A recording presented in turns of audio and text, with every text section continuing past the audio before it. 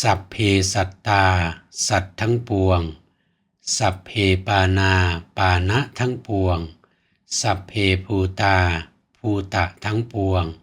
สัพเพปุคลาบุคคลทั้งปวงสัพเพอัตตภาวะปริยาปันนา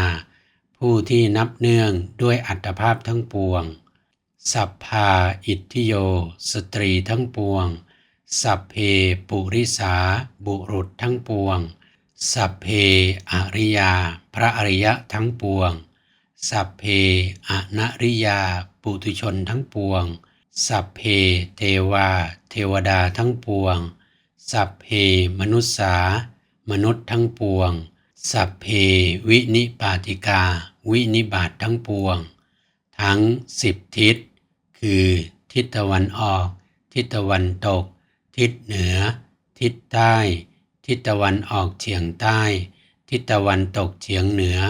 ทิศตะวันออกเฉียงเหนือทิศตะวันตกเฉียงใต้ทิศเบื้องล่างทิศเบื้องบนและทิศเบื้องขวางโดยรอบตลอดโลกทั้งปวงอเวราจงเป็นผู้ไม่มีเวรอัพยาปัชชาไม่เบียดเบียนกันอนีฆาไม่มีทุกข์สุขีอัตตานังปริหารันตุรักษาตนอยู่เป็นสุขเถิด